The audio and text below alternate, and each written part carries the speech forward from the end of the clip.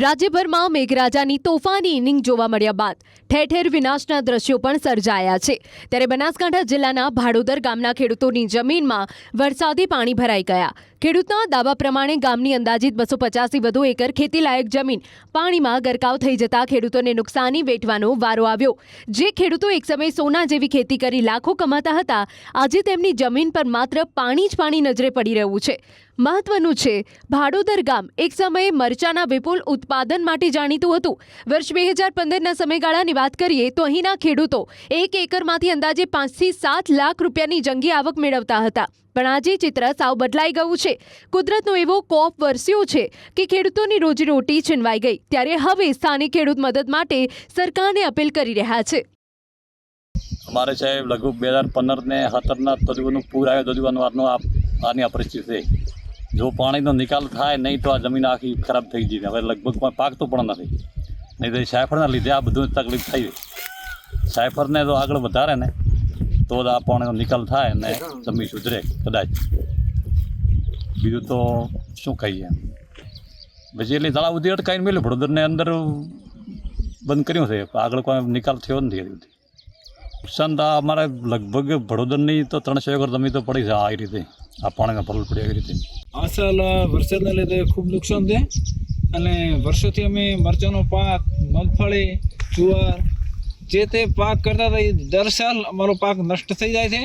એના લીધે ખૂબ મોટું નુકસાન છે અને સરકાર શ્રીને વિનંતી છે કે અમારે બાજુમાં નીકળેલું છે સાયફર, આ જગ્યાએ આ સાયફરનું કામ તળાવની અંદર આવીને કામ બંધ કરી દીધું થઈ।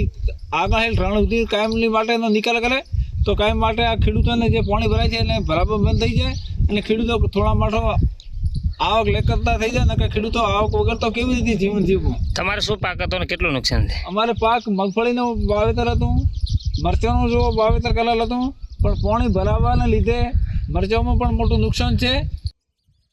રાજ્યભરમાં મેઘરાજાની તોફાની ઇનિંગ જોવા મળ્યા બાદ ઠેર ઠેર વિનાશના દ્રશ્યો પણ સર્જાયા છે।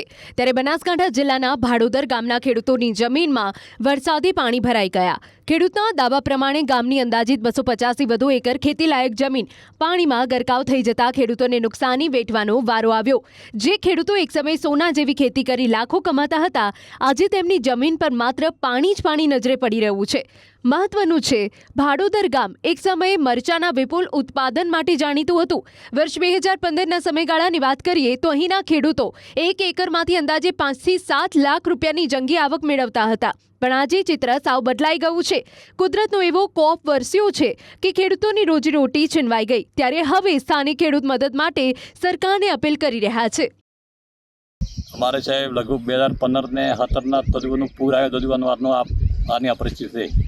જો પાણીનો નિકાલ થાય નહીં તો આ જમીન આખી ખરાબ થઈ ગઈ। હવે લગભગ કોઈ પાકતો પણ નથી, નહીં તો સાયફરના લીધે આ બધું તકલીફ થઈ ગઈ।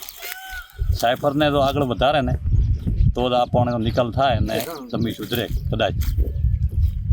બીજું તો શું કહીએ, પછી એટલે તળાવ સુધી અટકાઈને મેળ્યું, ભડોદરને અંદર બંધ કર્યું છે, આગળ કોઈ નિકાલ થયો નથી એવી રીતે। નુકસાન તો અમારે લગભગ ભડોદરની તો 300 એકર જમીન તો પડી છે આ રીતે, આ પાણીના પરલ પડ્યા એવી રીતે। આ સાલ વરસાદના લીધે ખૂબ નુકસાન છે અને વર્ષોથી અમે મરચાંનો પાક, મગફળી, જુવાર જે તે પાક કરતા હતા એ દર સાલ અમારો પાક નષ્ટ થઈ જાય છે।